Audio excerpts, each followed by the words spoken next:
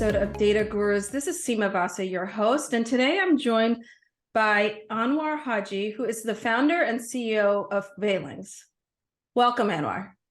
Thank you. Thank you for having me. Thank you. And for listeners, just share where you're based. I'm based in Amsterdam. Okay. That's a fun city, isn't it? Oh, it's lovely. Very vibrant, cozy with a lot of history. Yeah, I bet. How long have you lived there for? Well, I was actually born and raised in the suburbs of Amsterdam, close to Amsterdam. So all my life. You've been there your whole life. Fantastic. I know we have a lot to cover, so let's dig right into it. Just give listeners a little bit of your background, how you kind of, I don't want to say fell into research, but how you kind of moved your way into market research and consumer insights. Yeah, so actually I was always aiming to pursue an academic career, even when I was a kid. I can even remember in primary school called the professor.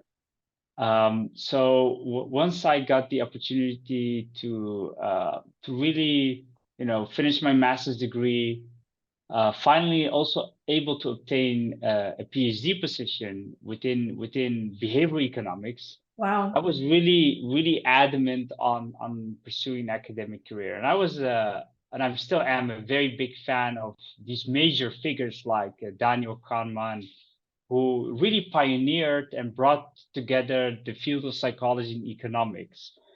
And that made me incredibly interested in simply human psychology as the ultimate determinator of human behavior, because all I want to do as a scientist is really the same way that physicists try to understand the physical world and try to predict it. I want to do the same thing when it comes to human behavior. And for me, behavioral economics was really my way to do that. And that's how I really start to look into research, behavioral research, but what I wouldn't consider yet market research, because the industry experience is something I only got exposed to later on. Got it. I wanted to ask you, as a young person, how did you know that you wanted to go into academia? Like, is your family grounded in that as a profession, or did you just kind of see other professors or academic professionals and say, that's what I want to do? Well, actually, I mean, my family comes from a very humble background. So they came from Morocco as immigrants, looking for basically an economic opportunity here in the Netherlands, and really, build a life. And I truly appreciate it. That way I got the opportunity and to take the time to get myself educated. And my parents initially thought that I'm going to get educated to start, having a, nice career. But with all that time I got on my hands, I got really curious. I started and I got fascinated, just simply fascinated by developments that happened in the past 100 years in cognitive psychology, in economics, where economics, by the way, economics as a field was more philosophy than anything before the 1900s. So economics was never taken seriously by other scientists, like never, like it wasn't considered even a science. It was like it's philosophy. And what's philosophy compared to science? Is philosophy is just a bunch of thought experiments where you just imagine hypothetical worlds, and science is where you have a hypothesis and you test it against reality. And economics, and one of my heroes, who's by the way still alive, surprisingly enough, is Vernon Smith. And Vernon Smith won the Nobel Prize in economics. And what he did, and this was very early in the 50s. Wow. So way back in the 50s, what he did was he did classroom experiments on economic theory. so for example, very simple, the laws of supply and demand. Right. Could you replicate that in a real life setting where you define the supply function and the demand function? Yep. So you're willing to pay this much, and you're willing to sell it for that much. Mhm. Would the outcome be exactly according to the economic theory? So we go from a thought experiment to an actual experiment. And Vernon Smith, surprisingly, as a basically as a physicist, was able to replicate a lot of the theories. Wow. And that was such an amazing breakthrough. And he basically gave birth to the field of experimental economics. And even before, and you have to imagine, so his background is in economics, and Daniel Kahneman was starting around the same time, but he came from a very different angle, from psychology. Right. And that is the moment in recent history that really got me interested, and that really got me That excited. inspired you. Like now we can approach human behavior as physics. Like we can actually now start to predict human behavior, and that got me really, really excited. Yeah. It's the blend of the thought and the philosophy to then well, I say rooted, but rooted in scientific practice. Exactly. And I do need to mention that the problem, however, is that it turns out that at the aggregate level, what I mean by aggregate level is when you have a lot of people interacting with each other, Right. it turns out that behavior is you can actually predict behavior as physics, like market behavior, but individual behavior is it's hardly predictable. Yeah, that's interesting. And it's almost like you have the same dualism in physics, right? Like where you have at the aggregate level, when it comes to gravity and all of that, you can predict the exact behavior of physical material, but at the quantum level, you have no idea what a single particle is gonna do. Got it. And you have the exact same thing with human beings. Now, I know there was one when you were perhaps getting your PhD, or when you were at university, there was a project that the university was really working on in terms of doing quantitative research, qualitative research, and that kind of sparked your interest in terms of what the results of that new product actually what actually happened after all that research that was done. Tell us a little bit more about that. So the way how I got into the industry is I did my PhD at the Amsterdam Business School. So we got exposed from time to time to real cases where they would like to have our input. And there was this large multinational Dutch company, Consumer Electronics, that launched this device, an activity tracker, which looked like a USB stick. You could put it in your pocket and it would count the number of steps, and you would even get coaching based on your activity level. This is a pedometer, right? A pedometer, exactly. Right. Yeah, and they launched this product at a price point of close to $200. And it completely failed. Like no one bought the product. Now, mind you, they did all the market research. Yeah. Like they did all the validation. So they had this formal process to make sure that every product development Interesting goes through this process where you try to make sure there's enough demand. And I was shocked. I was really shocked that in this day and age, that the most basic data point for any company on planet Earth is understanding demand. We cannot do that. Right. We find it a really, really hard thing to do. And this got me into the field because when I looked, this is when I got interested in market research, because I started looking into how did you actually establish that there's going to be enough demand for this product. Right. And they said, well, we did surveys and focus groups. And I said, surveys and focus groups? What do you mean? Yeah. Like, and because I know I mean, I know what the survey is, Right. but I was surprised to learn that this is the primary source of data to determine whether there was demand. Why am I surprised? Because you have to imagine, I've been into the field of behavioral economics already for several years, Sure. and it's already a basic principle since the 50s in behavioral economics and experimental economics that claimed behavior does not correspond to actual behavior. Mm-hmm. So so so that's a methodological problem. That's a huge problem when it comes to understanding reality. And the way that got solved is we make the incentives real. So instead of having people hypothetically imagining what choice they would make, so in this case, whether they would buy this product at $200, Right. we make it as real as possible. And this is when I started to play around with the ideas. What how would I have done the research if I could use my behavioral economic knowledge, like to help this company validate demand? How would I have done the research? And I would take a very different approach. And this is how I started Veylinx as a company, Okay.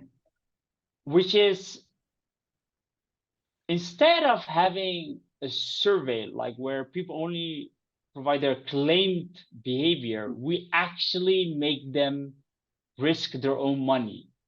So how does that work? Well, you have So this, the there's some Mhm. there's some behavioral economics principles right here in terms of human behavior, in terms of having quote unquote skin in the game. Exactly, because we know there's a thing called hypothetical bias. So if you type in Google hypothetical bias or in Google Scholar, Yeah. it's a whole stream of literature. And the hypothetical bias is the gap between what people claim they're gonna do, especially when it comes to new things, right? Right. Like completely new things, like a new product, new service, a new habit, anything new, and what they actually do. And the hypothetical bias is really big in some cases. Mm. It's like sometimes they would claim they're willing to pay $100, while in fact they wouldn't go as far as $10 Right. for real. Okay. And that's a major concern, because if you're a company, you're a large company, or even a small company, you make this huge bet on a new product, and you need to trust the data, then you need to take into account the hypothetical bias. Now the hypothetical bias is not a new thing. I'm not claiming that I'm the Of one who made course. the Yes. industry. I mean, Understood. everyone is aware, but how do you deal with it? And I know that there's this approach where you just, you have this hypothetical measure, Mm. but then you take a conservative estimate of it, right? But Yeah. you actually don't know the real number. Right. But what I would argue for, instead of taking this complex way, why not simply make research real? It might sound too simple to be true, Right. but that's behavioral economics. You make the research real. You make people actually risk their own money to get a real understanding of demand. And when we did this, by the way, for the pedometer, so where they tried to sell it at $200. So this was the market price. So $200, you want to, you want to, capture, a number of percentage of the market. When we did the study, and we use this particular technique where people place a bid, they put like a sealed bid. So that way you could get a neutral reading on demand. The highest bid placed, and we had a sample in the hundreds of people. The Okay. highest bid placed was $30. Wow. That's a big difference. That's a That's a big difference. this user. If you know this number in advance, you would never ever launch the product, because if your cost of goods to even It's so produce a much higher. product is, Right. yeah, then just cancel the whole thing. You don't invest in marketing, you don't build a factory, you don't, these are major considerations, major strategic considerations. Sure. Because a product launch is quite binary. Either you go for it, like you cannot just Right. You can't do a mediocre product launch. no, you can't. So you either fully commit to it or you don't. Yes. And this is why I think and this got me really motivated. By the way, at the same time, I also got to learn that science isn't as pretty as I thought it is, because I thought science was, a way to have an impact on the world. The same way when we think about great scientists like Newton, Einstein, and others. It turns out that for the majority of people who are active in science, it's a reputation game. You're constantly trying to convince the other person that you're really smart, and to another smart person who then cites you, and then you gain points, There you not go. money or whatever, and then you get higher status, and then you get one of It's social proof, right? it's social proof, yeah. And I wouldn't have mind that if it wasn't for the fact that no one reads the article except those people, right? Like Right. so that doesn't have any impact. So for me, it became almost like a no-brainer. I finished my PhD, and then I said, I want to have true impact. I want to help small and large companies to have um, make the right choices, and that way have a positive impact on the world. So you started the company. Tell us a little bit more about your methodology, because I find it fascinating in that people are truly using their own money to buy products. Yes, but there are details to it. So Veylinx uses what's called the victory method. Okay. It comes from this field of experimental economics, and also Daniel Kahneman, if you look into his studies, Yeah. he uses this method Okay. to measure demand. It's almost considered like the golden standard among psychologists and economists when it comes to measuring demand. And by demand, I mean, how far are you willing to go in terms of paying for a product? So if Starbucks comes with a new flavor, like how far are you willing to go in dollar terms? Right. I'm not talking about measuring the price. I'm talking about your willingness to pay. Right. So which are two different things. So for example, a coffee might cost only $2, but you actually so much want the coffee, you're willing to go as far as yeah, $10. Yeah. Got it. And that's the victory method. The victory method is very special, and actually the person who came up with the victory method is called William Vickrey, who himself was a Nobel Prize winner. And it's really intriguing, this particular method, and the way, and it's very simple at the same time. Right. So the way it works is as follows: you as a consumer get invited to one of our studies. It's the same way you would get invited to a survey study, and we ask you the following, and we tell you the following: we're gonna show you a product, and we're not disclosing whether or not this product exists. So the product might exist, the product might not exist. And I'm going to ask you to place a single bid on the product, indicating your maximum willingness to pay. Okay. And it's perfectly fine, by the way, if that maximum willingness to pay is 0. That is perfectly fine, because we're not forced to bid. They're not well, they were interested in a bid, but even a 0 is information. Okay. That means you're not interested in the product. That's right. And that's perfectly fine. And we make that explicit. Like, hey, if you say 0, nothing to be ashamed of. I mean, there's nothing. In fact, you're helping us here, because now. But here's the thing, and this is really the thing where I think.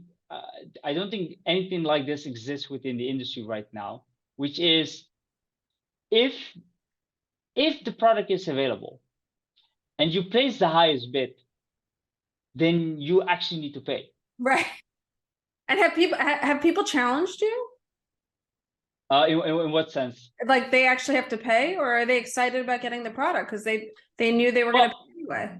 Well, here's the thing: if you take it seriously, then you should be very happy that you get to Happy. pay, Right. because it reflects your value for the product. Yep. And what we know, and here's the, and that's exactly the issue with traditional research when it comes to pure survey claim behavior, is if you ask anyone, if you ask the question, are you willing to pay this much, and then and you follow up on them, you follow up with them on that answer, you say, hey, you claimed in the survey that you're willing to pay $25. Right. Now I'm giving you the opportunity right now to get the product for $25. Are you willing to take me up on that offer? I bet you that almost everyone is going to say no. Mm. Which means that this is the hypothetical bias. This Right. means that in claim behavior, people overestimate how far they're willing to go. They exaggerate how much they value the product. And there are all kinds of biases. Yeah. And the only way you can remove these biases is by making the research real. I mean, the same way when you go to the supermarket, you have nothing. You have nothing. I mean, when you buy a product, you know you're gonna pay that amount at the checkout. Yeah. So you have no one to fool here. Like Yeah. I mean, Or like you what to me another example is like when they have the sampling of different products in the supermarket. I don't know if they have that in the Netherlands, but you could try a new cheese and you try it and you feel so bad for the person who's standing there. You pick up the cheese and say, I'm going to buy it. And then you put it back in another cheese area because you Yes. really weren't going to buy it. Yes, You felt so exactly. bad. Yes. And I mean, it's a good, I mean, I always say, it's a very good thing that humans, we have this bias, we have this bias when it comes to being positive. Yeah. We want to please others. We want to help others. We wish the best for others. Right. But when you do market research, you want to have a realistic view Sure. of what people are actually going to do. And when you do a survey, a lot of people, and I think there's even research on this, a lot of people, they actually think they helping the researcher by giving a positive answer, like I'm willing to pay a lot for this. No, you're not really helping, because if you're not going to actually pay that, then we're going to give the wrong recommendation to our client, and they're going to launch a product that no one wants. Right. Which exactly happened to that to the pedometer. Right. And it's very hard to switch this context. Like can you, but the way you can fix that, and that is what we do at Veylinx. The way we fix that is that we just make the research real. You just have skin in the game. When you have skin in the game, suddenly everything changes. Suddenly things become real. Suddenly, oh, I need to pay for this. Yeah, okay. Well, in that case, I'm passing. I'm passing. Yeah. Well, that's great. I'm happy that you just told me that. It's like giving somebody a free trial and they have no skin in the game, right? It's like exactly. I mean, even and by the way, we do these placement studies where we actually give the product to people to try out, but then we still ask them, wait a minute, how much are you willing to pay to keep the product? Right. And that would reveal how much they actually really want the product. So tell me, I mean, obviously every methodology has its strengths and its challenges. Talk to me a little bit about what are some, challenges or considerations that people have to think about in this methodology. Definitely. So the insights, this methodology is used in all kinds of ways, to test concept, to test claims, also for pricing research. And the data speaks for itself, especially when it comes to products where you can quickly decide on how much you're willing to pay for that. And these are products with a low retail price, right? Like anything you find in the supermarket. Yeah, I mean, you can even do it, for products that's anywhere below $300, I would say. Right. But once you, for example, go into higher priced items like a car, let's say, where the customer journey takes way longer, now suddenly it's not a question. Even if somebody really wants a BMW, if you if you ask a person on the spot, how much are you willing to pay for it right now? Because when we do the research, they need to be ready to pay right now. Yeah. It's not like in 12 In the months from future. now, or Right. no, it's really right now. How much are you willing to pay for it right now? Well, then you won't get an accurate reading of demand, Right. because the way how demand for a car develops is really over a long period of time. It's a very elaborative process. So Sure. that's where you see the simple victory method uh, doesn't work as well. That makes sense. Yeah, there are alternative behavioral approaches, Mhm. but purely the victory method, and we do more than that, but just the purely the victory method, that's where you really need to have a different behavioral approach to get a better understanding of behavior. And I guess the other example that we talked about prior is like if somebody just bought a product in the category, their intention to want to buy another one and put money down in like the next month might be considered as well. Correct. I mean, um, because the context matters a lot, because you're Yeah. asking how much are you willing to pay right now. Right. We're not, which is a very different question to what how much do you really like this product. So Sure. for example, you could like pizza in general, but Yeah. I just ate a pizza. Right.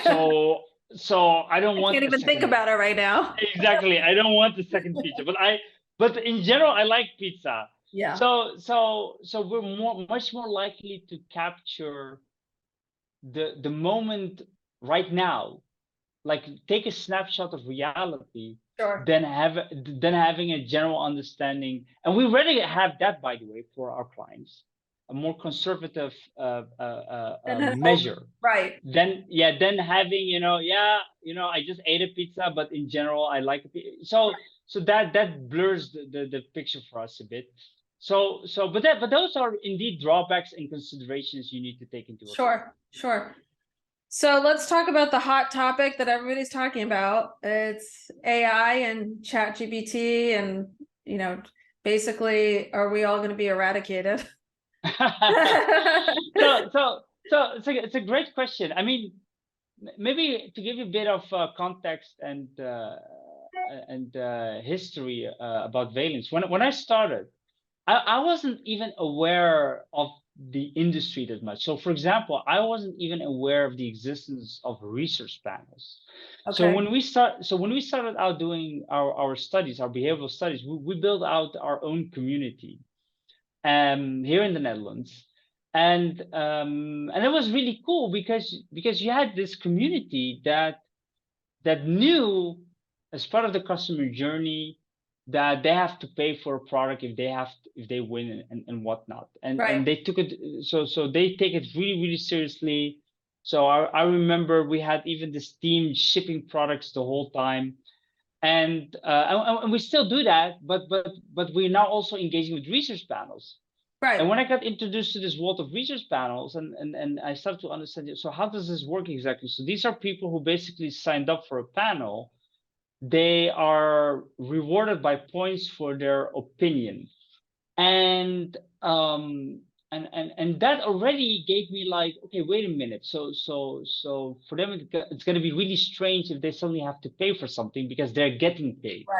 Right. So that was already, right. Yeah, so there was already a stretch right there.